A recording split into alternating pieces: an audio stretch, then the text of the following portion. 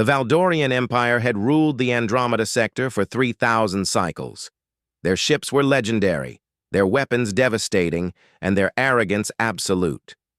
So when the sensors detected an unknown vessel emerging from slipspace at the edge of their territory, Fleet Commander Zarthok barely glanced at the readout.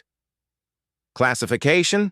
he growled, his scaled fingers drumming against the command console. "Unknown, Commander. The signature doesn't match any known species in our database." The sensor officer's voice carried an edge of uncertainty. "It's small, barely frigate class." Zarthok's mandibles clicked in amusement. "A scout ship. Probably some backwater species that stumbled onto outdated slipspace technology. Send a warning. If they don't retreat, destroy them." But the communication officer's expression turned from confusion to alarm. "Commander, they're broadcasting on all frequencies. The language is translating now. They call themselves humans." Humans. Zarthok searched his memory. The name meant nothing. Never heard of them. "Neither has the archive, sir. They claim they're from a planet called Earth, located in the Orion arm of the Milky Way galaxy." The bridge fell silent. The Milky Way was considered a dead zone, too far, too primitive, too irrelevant for the Empire to bother with. "They want to talk," the communications officer added nervously. Zarthok laughed, a harsh sound that echoed through the bridge. "Put them on screen. Let's see what these humans want before we vaporize them." The view screen flickered to life, revealing two figures. A woman with sharp green eyes and auburn hair tied back in a practical ponytail stood at the forefront. Beside her, a man with dark skin and an easy smile leaned against a console, his posture relaxed, despite facing a Valdorian dreadnought. "I'm Captain Anna Volkov of the UNSC Defiant," the woman said, her voice steady. "This is my first officer, Leo Martinez. We're here on behalf of humanity to establish diplomatic relations." Zarthok's amusement deepened. "Diplomatic relations? You pilot a ship smaller than my shuttle pod into Empire space and demand diplomacy? Your ignorance is entertaining, human." Anna's expression didn't change. "We're not ignorant, Commander. We know exactly what we're doing." "Then you know you're about to die." Zarthok gestured to his weapons officer. "Power weapons." "Target their—" "I wouldn't do that," Leo interjected, his smile widening. "See, here's the thing about humans. We're really, really good at one particular skill." "And what would that be?" Zarthok sneered. "Surviving," Anna said simply. The Valdorian commander had heard enough. "Fire!" Nothing happened. "I said fire!" Zarthok roared. The weapons officer frantically worked his controls, his three-fingered hands moving in desperation. "Commander, the weapon systems aren't responding. Neither are engines, shields, or—" "How?" Zarthok's voice dropped to a dangerous whisper. Anna tilted her head. "You're wondering how a primitive species from a backwater galaxy managed to hack your systems? Let me tell you a story, Commander. Humans spent 10,000 years fighting each other. We got very creative with warfare. Cyber warfare. Biological warfare, psychological warfare.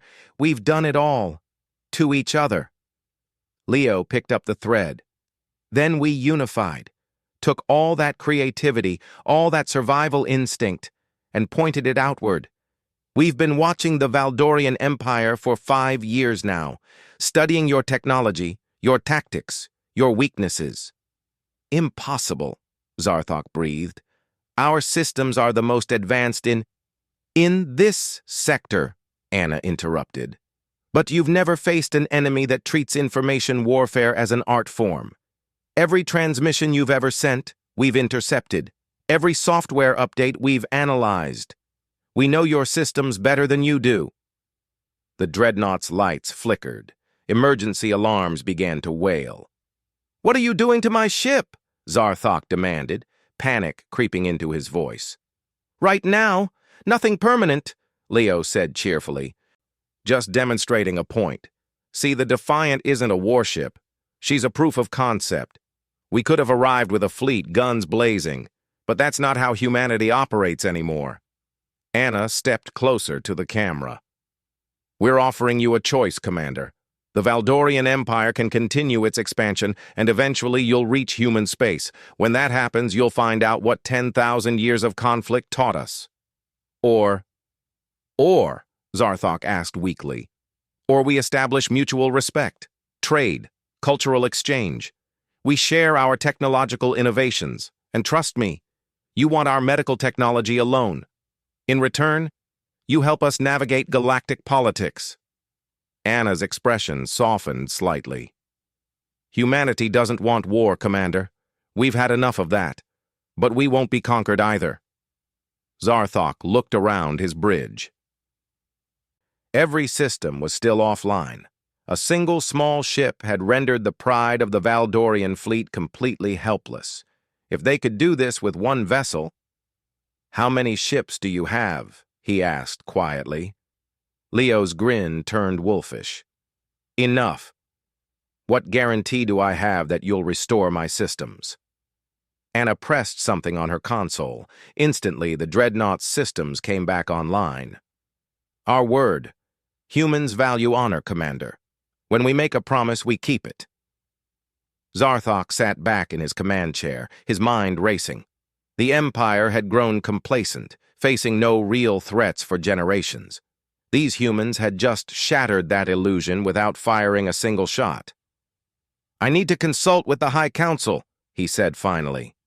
"We'll wait," Anna replied. "But, Commander, tell them the truth. Tell them that the galaxy just got a lot more interesting." The transmission ended, leaving Zarthok staring at the empty screen.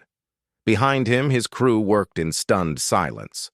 The sensor officer broke the quiet. "Commander? Should we pursue them?" "No," Zarthok said slowly. "We let them go, and we prepare our report." As the Defiant jumped back into slipspace, leaving no trace of its passage, Zarthok realized something profound. The Valdorian Empire's age of dominance was over. The humans had arrived, and the galaxy would never be the same. In the corridors of the Empire, word would spread. An impossible ship had emerged from nowhere, and an empire had trembled before it. Not through destruction, but through demonstration. Humanity had announced its presence, and the stars themselves seemed to hold their breath.